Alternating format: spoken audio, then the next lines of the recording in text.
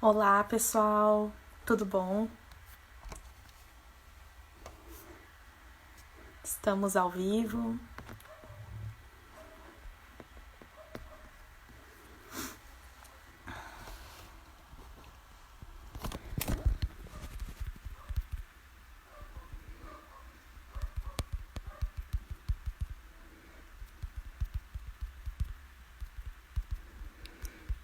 Estou fazendo o comentário para fixar.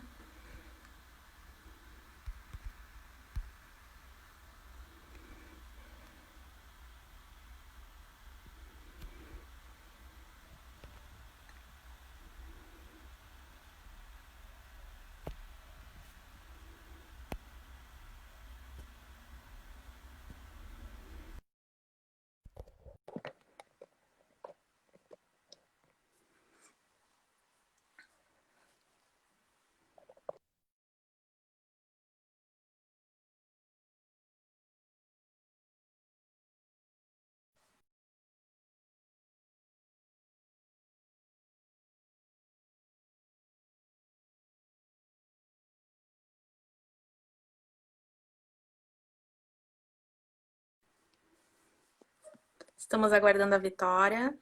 Acho que ela está com problema de conexão.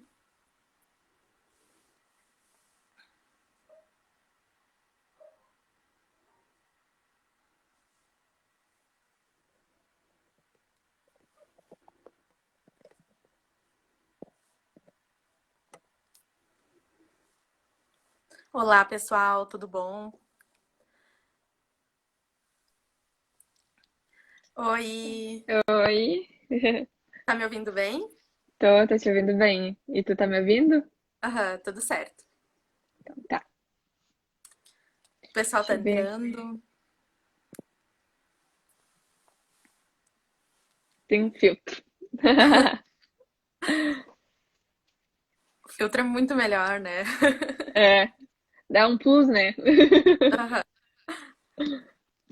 Olá, pessoal, chamem todo mundo para participar.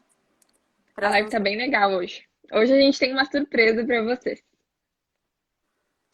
Já que a nossa live deu um probleminha semana passada, hoje a gente resolveu fazer uma surpresa para vocês, mas a gente vai contar só no final da live. Isso aí. Bom, o pessoal vai entrando, né? Agora. E vamos esperar um pouquinho até o pessoal entrar. A gente tem uns assuntos ficaram bem legais, assim, que a gente preparou pra hoje.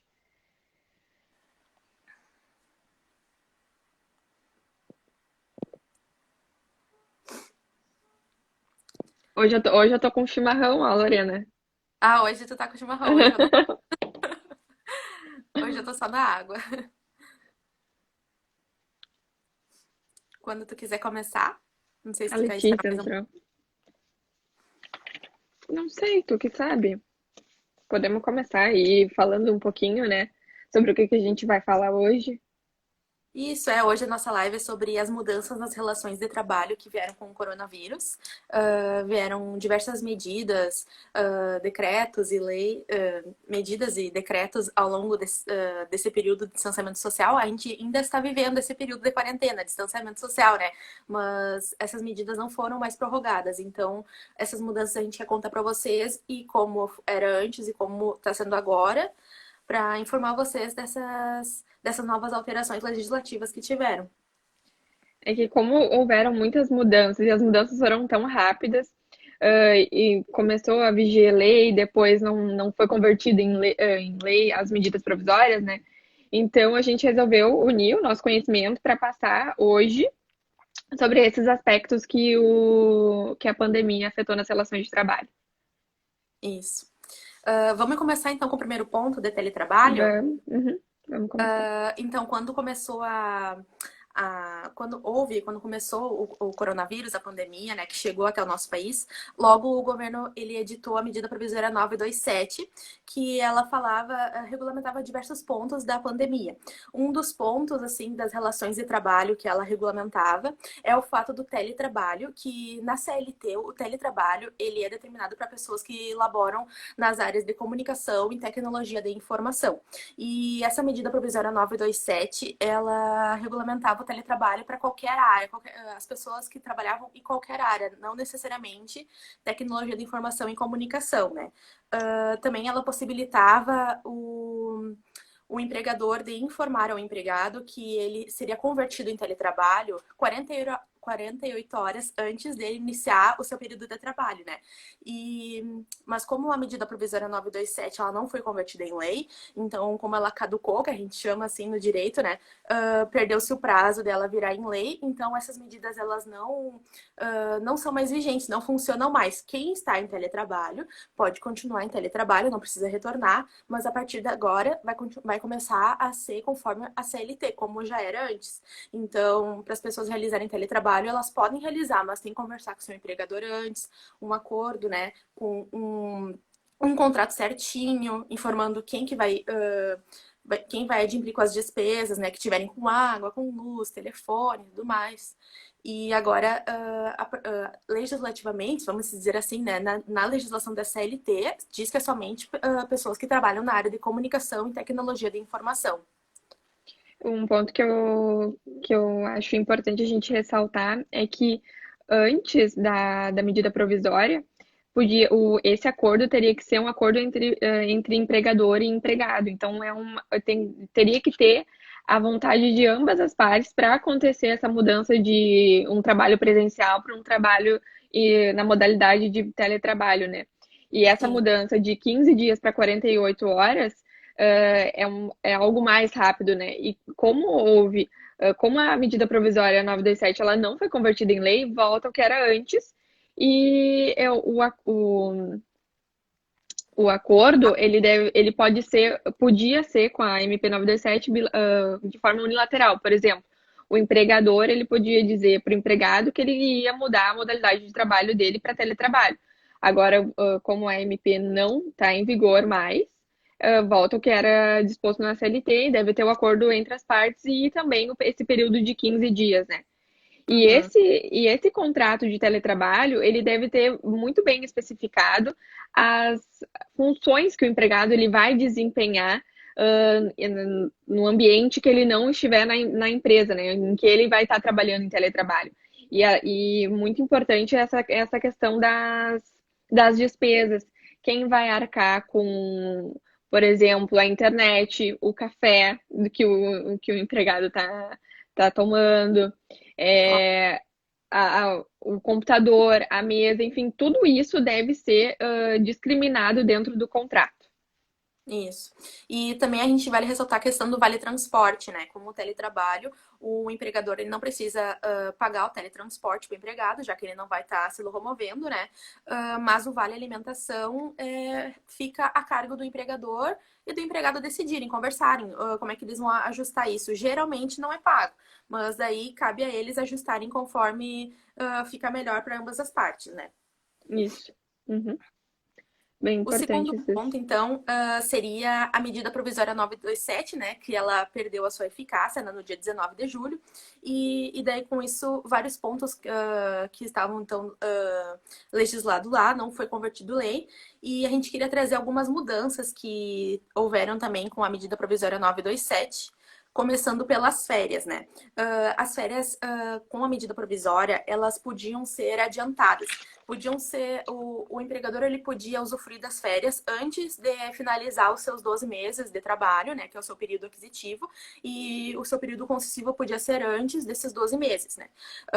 Então seria um adiantamento de férias. E agora, como a medida provisória 927 ela não foi convertida em lei, então retorna ao que sempre foi legislado pela CLT. No caso, o empregado tem que trabalhar 12 meses para ele conseguir seus 30 dias de férias. E elas são também na medida provisória estava informado lá que o empregador ele podia pagar as férias no quinto dia útil do mês seguinte e um terço de férias, ou adicional de um terço, ele podia ser pago até dia 20 de dezembro. E com a CLT, as férias devem ser pagas 2 dias antes do empregado começar a usufruir das suas Usufruir. férias, né? Assim como um terço de férias. Isso. E o tempo mínimo também mudou, né? Uhum. Com a CLT, o tempo mínimo para usufruir das férias seria o de 10 dias, e com a medida provisória era de 5 dias. Então, houve essa mudança de períodos, né, de férias a serem usufruídas pelo empregado. Sim. Deixa eu ver aqui o que mais que a gente pode falar sobre. Tem o banco de horas também, né? Sim, o banco de Com- horas. Pode falar, tu quer falar? Não, pode falar. O banco de horas é quando o empregado ele trabalha mais e depois ele usufrui de uma folga. Só que com a medida provisória, a gente teve o banco de horas negativo, que é o empregado folgar antes e trabalhar a mais depois, né? Só que como caiu a medida provisória, esse período de concessão, que antes era permitido para 6 meses, não, 6 meses não, de 18 meses, ele volta a Isso, ser o de 6 meses. isso, Então, o empregado tem agora volta o que era, né? E o empregado tem 6 meses para usufruir dessa folga. isso. E também agora é o banco de horas positivo, né? Primeiro tu trabalha para depois Isso. tu folgar, né? Não tem mais essa possibilidade de tu folgar primeiro para depois tu recuperar as tuas horas, né? Uhum. E Também por isso temos que aquela. Pode falar. Não, por isso que é bom observar essa parte, principalmente da concessão e depois de usufruir do banco de horas, porque mudou esse período. E de 18 meses para 6 meses muda bastante, né? Claro, é uma medida considerável. Também temos na uma das informações da medida provisória 927 a possibilidade do que for pactuado, não, assim, ó, o que já foi pactuado não perde a validade. No caso, o que já foi realizado antes da medida provisória caducar, dela perder sua vigência, né? O que foi realizado antes não muda nada, né? Você continua conversando com o seu empregador e ajustando com ele se você realizou acordos antes de caducar a medida provisória. Mas no caso daqui para frente, desde o dia 19 de julho, o que acontece daqui para frente acontece conforme a CLT, não acontece mais naquelas formas da medida provisória 927, né? Isso. Então, quem já tirou férias, quem já realizou banco de horas, essas pessoas continuam realizando esses contratos direitinho, conforme tinha pactuado com o seu empregador. É só a partir de agora que volta a ser regido como era antes, né? Isso. Como era disposto na CLT. Sim. Tem mais E algum ponto que tu quer falar? do que mudou também a antecipação de feriados, né? A gente não tem mais essa possibilidade de antecipar os feriados. E também sobre a fiscalização do auditor do trabalho. Antes ele tinha um dever de orientar as empresas e agora não mais ele pode atuar e atuar normalmente. A gente também tinha conversado sobre aquela questão do estagiário, né? Que com a Uhum. medida provisória ele podia realizar o teletrabalho, podia trabalhar de casa, e daí quando houve, né, quando ela não foi convertida em lei, ficou uma discussão se ele podia continuar em teletrabalho ou ele tinha que voltar como os outros empregados normais, né? Mas daí decidiram que ele pode continuar trabalhando de casa, só que daí semanalmente ele tem que enviar um relatório informando todas as coisas que ele realizou em casa, de trabalhos relativos a esse estágio, né? Assim como o aprendiz também é assim. E daí ele pode continuar trabalhando de casa normalmente. Até porque a CLT é uma coisa e o estagiário tem uma lei própria, né? Então não se misturam, ele pode continuar trabalhando em casa normalmente daí. E no meio disso tudo que aconteceu de medida provisória da 927, depois a gente teve a medida provisória 936. Só que Uhum, essa medida provisória ela foi convertida em lei uhum. e ela falava sobre a suspensão e redução do salário jornada. Isso, O que que acontece? A suspensão, o empregado ele vai parar de trabalhar por um determinado período e o governo que vai arcar com os custos de salário, mas feito um cálculo com base no seguro-desemprego, então não é exatamente o salário que o empregado recebia na empresa, né? isso. Mas falava exatamente sobre isso e sobre os períodos que pode haver essa suspensão ou redução de salário e jornada. Isso. E, É importante a e gente diferenciar o auxílio emergencial do benefício emergencial, né? O auxílio emergencial que a gente pede para a Caixa, era R$ 600, agora já diminuiu sua parcela, né? As pessoas que são desempregadas, tipo, ou recebiam menos que metade do salário mínimo, tinha várias condições ali, né? E o benefício emergencial é para as pessoas que tiveram seus salários ou suas jornadas de trabalho suspensas ou reduzidas. E daí o empregador ele paga metade do valor a União, né? O Brasil, vamos dizer assim, né? A União ela paga o restante, o governo paga o restante do benefício emergencial, é dividido em duas partes. E daí, como a Vitória Quando disse, tem a redução, né? isso. E a ideia é realizado um cálculo conforme o seguro-desemprego, o valor do seguro-desemprego.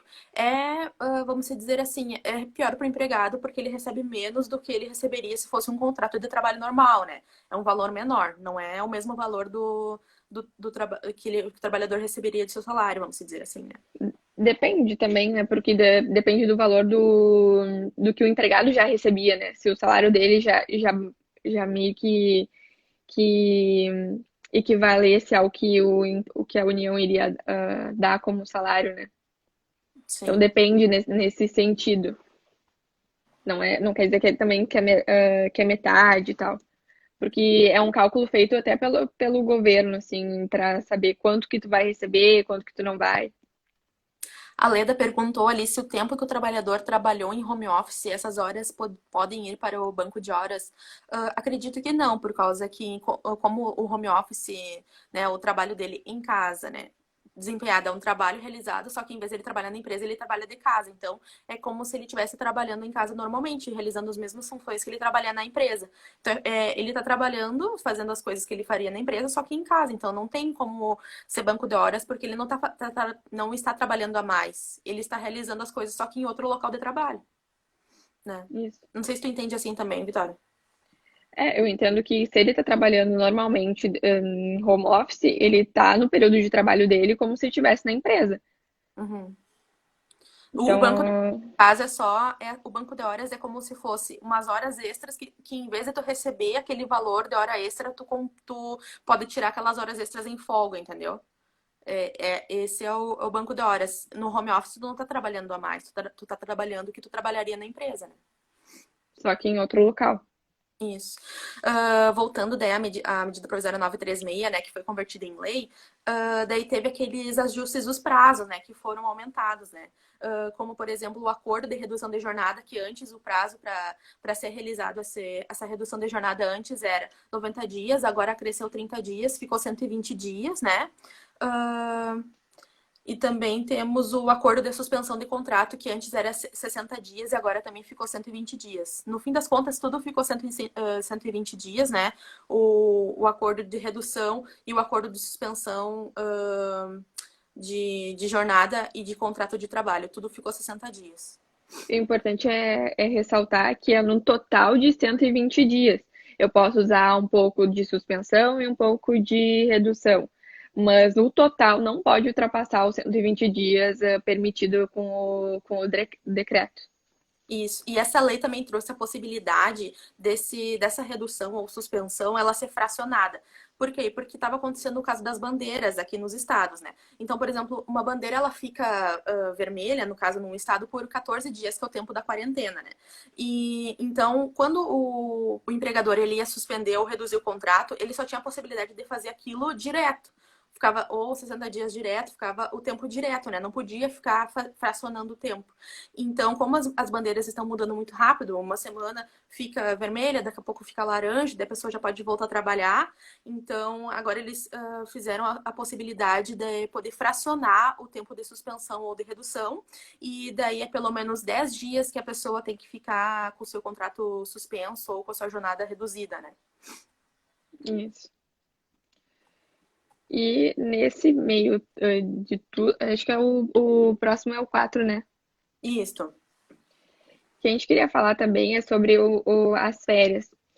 Por exemplo, o empregado, ele podia antes usufruir das férias antes do seu direito, né? Uhum. E o que a gente refletiu sobre isso, eu e a Lorena, quando a gente estava conversando? Que nesse momento de coronavírus, pandemia, quarentena, deve haver uma flexibilidade sobre esse ponto, porque por mais que seja um período destinado ao descanso e o empregado poder fazer o que ele quiser, nesse momento a gente compartilha do mesmo pensamento que deve haver uma flexibilização, porque ninguém está ganhando nesse momento, né? Então, por Sim. mais que o empregador esteja antecipando as férias, agora não mais permitido por causa que não foi convertida em lei a medida provisória, deve haver essa flexibilização nos pensamentos, né? É uma De compreensão, que né? é, Por causa que as pessoas utilizavam, claro, né? A gente entende que as pessoas utilizam suas férias para viajar, para visitar os familiares, né? Para se divertir, para sair por aí. Mas agora deve haver uma compreensão em razão do momento que a gente está vivendo, né? Então, todo mundo está tentando se ajudar para poder sair com menos danos possíveis, né? Já que prejuízos todo mundo vai ter no fim das contas, né? é, e Então, a gente vai. é uma medida de manter o emprego de todo mundo, né? Não haver alguma dispensa desnecessária, enfim. E sobre esse ponto de suspensão e redução de salário e jornada, as empresas elas devem ter bastante atenção com isso, porque apesar do empregado ele fazer, usufruir da suspensão e da redução do salário, depois quando ele volta, ele tem um período de estabilidade. Então, e pelo mesmo período. Então, se ele saiu pelos 120 dias, a estabilidade dele se torna depois num total de 240 dias. Então, a empresa deve ter bastante atenção nisso também. Sim. E vamos falar então sobre o próximo ponto das férias? Uhum, pode falar. Então, o próximo ponto que a gente separa para falar com você é sobre o direito de férias, né? As férias é uma forma de interrupção de contrato que quando o trabalhador ele não trabalha, né? Não executa suas funções, mas ele continua recebendo. E como a gente falou antes, tem o período aquisitivo, que é quando ele trabalha os 12 meses, né? Trabalha 12 meses, e o período concessivo que ele tem 12 meses para usufruir dos 30 dias de férias que ele tem direito, né? Em regra, o empregado ele tem 30 dias de férias, mas ele pode dividir essas férias em até três períodos. Uma no mínimo de 15 dias, né? 14 dias, na verdade, né? E duas no mínimo de 5 dias. Então ele pode dividir esse período de férias para ele folgar em vários períodos do ano, né? Assim fica melhor para até poder o descanso do empregado no seu trabalho, né? Mas esse período de férias, quem decide é o empregador, não é Uhum. o empregado. O empregado ele pode até opinar sobre quando ele desejaria tirar as férias dele, mas quem decide sobre isso é o empregador. Isso. E uma novidade da reforma trabalhista foi que antes o menor de 18 anos e o maior de 50 anos, eles não podiam vender as suas férias, né? Que é uma possibilidade que os empregados podem realizar. E agora com a reforma trabalhista, eles podem vender suas férias normalmente, igual os outros empregados realizam, né? Uhum. As férias também elas não podem iniciar 2 dias antes de feriados ou de descanso semanal remunerado, que antes essa era uma possibilidade dos empregadores realizarem para emendar as férias com o feriadão, por exemplo, e daí os empregados eles acabam perdendo alguns dias de férias porque eles achavam que estavam usufruindo, mas na verdade já em seguida vinha um feriadão, então eles perdiam alguns dias de férias, né?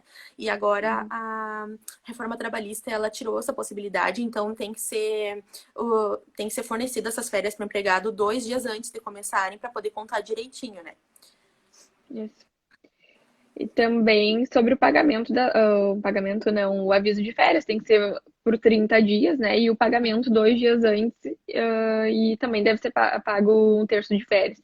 Não Isso. sendo feito esses procedimentos de pagamento e de aviso de férias, pode ser que o empregador tenha que pagar a férias em dobro para o empregado. Isso. É qualquer medida que for descumprida da legislação, o empregador ele tem que pagar em dobro as férias para o empregado, né? Porque ele descumpriu medidas e tudo, essa é a multa dele, né? Uhum. Essa é a penalidade, na verdade, que o empregador ele vai ter que arcar com por descumprir um direito do empregado, né? Isso. E como está havendo nesse momento de pandemia, muita rescisão contratual, muitas pessoas estão sendo demitidas, a gente trouxe um ponto sobre as verbas rescisórias uh, que o empregado tem direito quando ele é demitido sem justa causa, né? Então, o empregado ele tem que receber o saldo de salário, o 13º proporcional, as férias mais um terço proporcionais, o saque do FGTS, a multa dos 40% e o aviso prévio pode ser trabalhado e indenizado. Nesse ponto aqui, o empregado, ele recebe o seguro, se ele tiver o direito, né? Se ele tiver o direito, ele vai receber o seguro-desemprego. Mas, com a reforma trabalhista, a gente tem uma novidade, né? Que agora pode ser feito um acordo entre o empregado e o empregador para que haja a dispensa e a rescisão do contrato. Quer falar um Sim. pouquinho sobre as verbas? Pode ser. Assim, esse acordo entre empregado e empregador é como se fosse. Assim, o empregado ele vai abrir mão de metade das verbas, vamos dizer assim, né? Vai abrir mão de alguns de seus direitos por causa que é um acordo, né? Quando o empregador ele não quer dispensar o empregado, mas o empregado quer sair da empresa, então eles entram nesse acordo para conseguir desfazer o seu contrato de trabalho. Então, o empregado ele vai ter direito a 80% do seu FGTS, a 20% da sua multa, que é 40%, ele tem direito a 20%, a 15 dias do seu aviso prévio, né, que normalmente é 30 dias, ele vai ter direito a 15, as verbas rescisórias, férias, um terço de férias, 13º, essas coisas ele recebe normal, mas alguns, ele vai abrir mão de alguns dos seus direitos, como, por exemplo, o seguro-desemprego, ele não tem direito ao seguro-desemprego. Isso. E isso, né? Uhum. Isso, aham.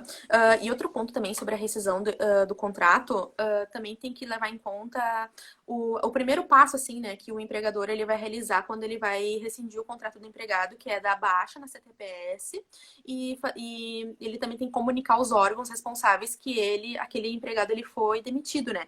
Os órgãos seriam a Caixa Econômica Federal e o Cine, que ele faz o encaminhamento de seguro-desemprego. Então, o empregador, ele comunicando a Caixa Econômica Federal, não precisa mais ter aqueles alvarás, aqueles documentos comprovantes que o empregado ele tinha que levar até esses órgãos para conseguir retirar seu FGTS, a sua multa do FGTS ou levar até o Cine para conseguir o encaminhamento de seguro-desemprego. O empregador, ele comunicando esses órgãos, só o empregado levar a sua carteira de trabalho dizendo ali que teve a baixa do seu contrato, ele recebe todas essas verbas aí direto, não tem maiores documentos para ele ficar levando, né? Foi uma flexibilização, né, para melhorar essa, essa comunicação Comunicação. entre órgãos e empresa, né? Isso. E até, como o Cine está fechado agora devido à pandemia, alguns clientes meus, eles estão encaminhando o seguro-desemprego ou pelo e-mail ou pelo aplicativo.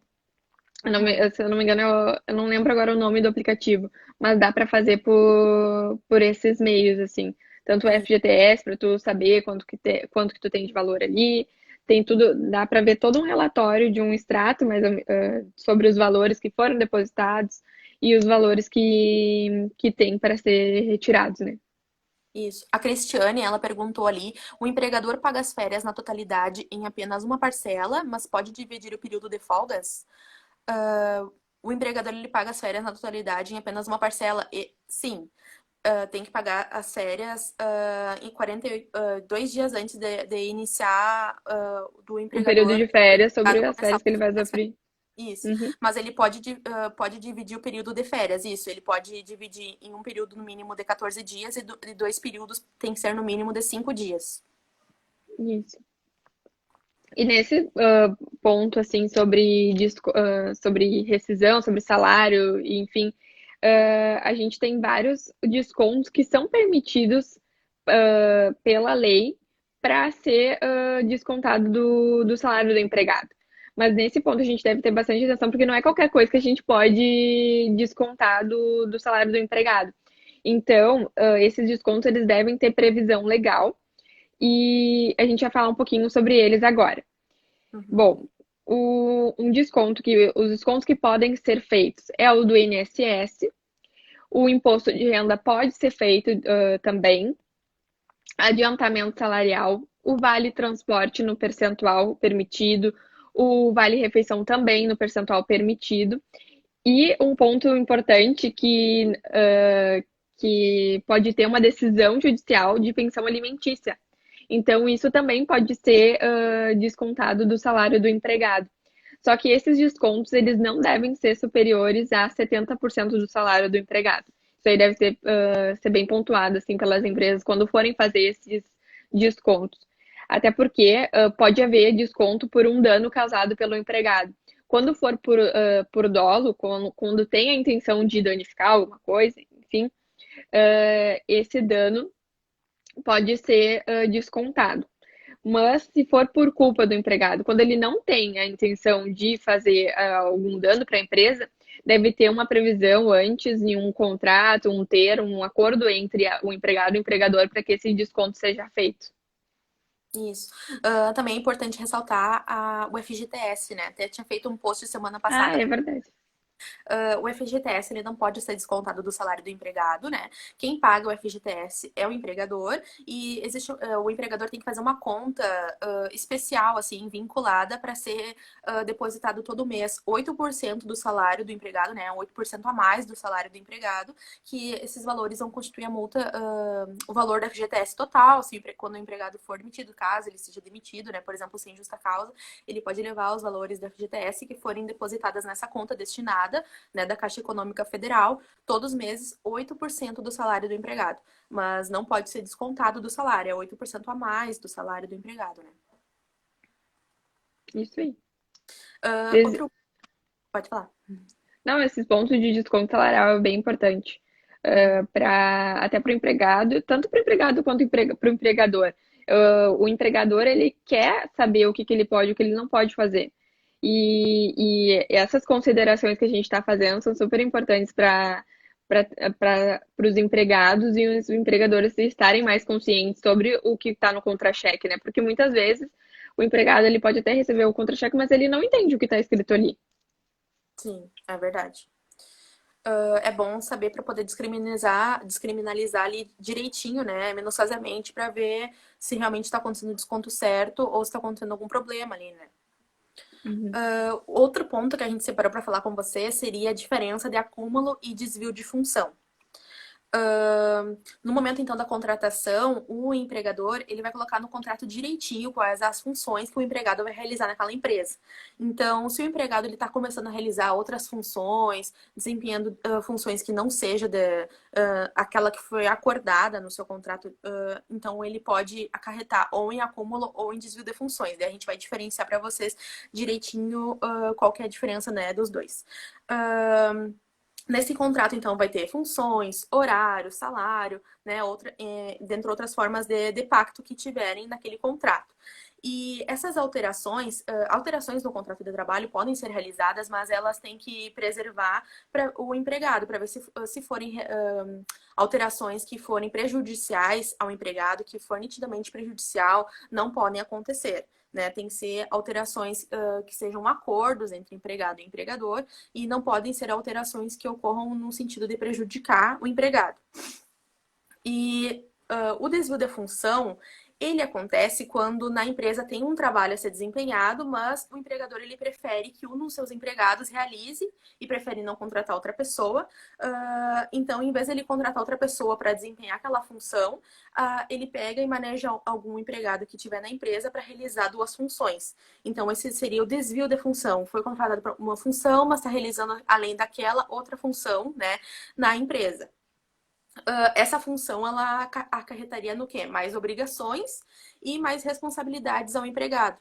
E nesse caso de desvio da função, o empregado ele tem direito a diferenças salariais, que seria a percepção de diferenças salariais entre o cargo contratado e aquele novo que ele estaria exercendo. Já o acúmulo de função, ele acontece quando ele realiza uma função e mais outras juntos. Até na outra live que a gente fez, né, que não deu certo da conexão, eu tinha dado o exemplo sobre aquele filme Diabo Veste Prada, que é aquela menina que ela é contratada para ser secretária da chefe da empresa, só que ela realiza diversas outras funções, como levar o cachorro no pet shop, cuidar das crianças, comprar presentes, acompanhar a sua chefe em viagens e coisas. Então, seria esse o acúmulo de função, né? Realiza aquele e outros. Nessa Isso, diferença do... Oi? Não, e no desvio, o empregado, ele foi contratado para uma função, mas ele exerce uma função totalmente diferente daquela que ele foi contratado. Isso. É bem isso. E no acúmulo de função, então, o resultado, assim, por exemplo, vamos dizer, num processo, se um empregado ele for entrar com um processo pedindo, né, esse ponto do acúmulo de função, o resultado seria o aumento de 10 a 40% na remuneração do empregado, já que ele realiza aquelas e outras funções juntos, né?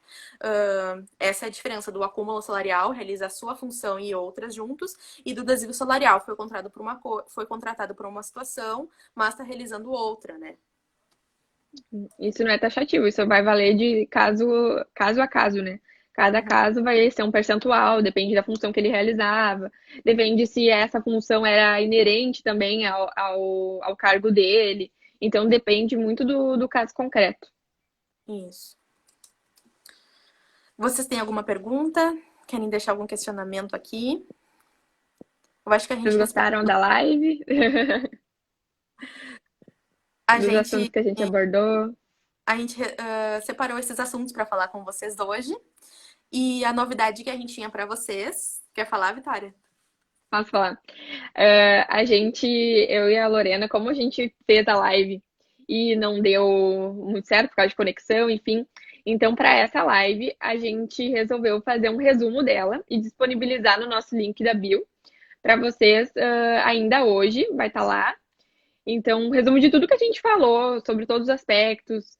Enfim, ficou bem legal e espero que vocês gostem. Depois a gente queria também saber o feedback de vocês, se vocês gostaram da live, do resumo que a gente vai disponibilizar. Então, podem nos mandar, que a gente vai ficar muito feliz em saber se vocês gostaram, ou críticas construtivas também a gente quer receber, né? Porque é a nossa primeira, segunda live juntas. E eu e a Lorena, a gente tem muitos projetos ainda para fazer juntos que a gente está planejando e espero que a gente possa contar também com a participação de vocês. Isso, esse resumo da live vai ser em forma de e-book, né? Um documento informativo para vocês baixarem. Quem for advogado pode auxiliar aí nos atendimentos de vocês, ou pode, né, tirar alguma dúvida de algum cliente. E para vocês que não são advogados ou também não conhecem as pessoas, né, do direito, pessoas leigas ou empregadas, empregadores, vocês podem também baixar para ter ciências dos seus direitos. Vai ser um resumo ali em forma de e-book. Vai ser no máximo umas 7, 8 páginas ali, pra gente. Um resuminho ali bem completo, mas direto e Didático. explicativo, né? Para ajudar a auxiliar vocês, né? É uma forma assim da gente presentear vocês, já que a primeira live não deu certo, daí a gente queria fazer um plus nessa segunda live para melhorar, né? Isso aí. Que bom que vocês Então gostaram. tá. Vários comentários ali. Ali, adorei. Descontraídas, claro e direto. Adorei, adorei o tema. Excelente, assuntos muito importantes. Muito legal. Então tá, pessoal, se vocês não Então têm nenhuma tá. dúvida, então por hoje é isso. Se vocês tiverem alguma dúvida, deixem nos comentários. Eu vou deixar a live salva no meu perfil, mas eu vou enviar ela também para Vitória poder postar no perfil dela também. E se vocês tiverem alguma dúvida, nos chamem no privado, mandem suas ou comentem também no IGTV que a gente vai deixar salvo. E quem sabe as dúvidas de vocês podem gerar uma segunda live, né? Quem sabe? É verdade. Isso E aí. daí até o fim do dia vai estar disponível daí o e-book no nosso link da bio daí, tá bom? Então tá. Então tá, tchau, Tchau, obrigada. bom dia pra vocês.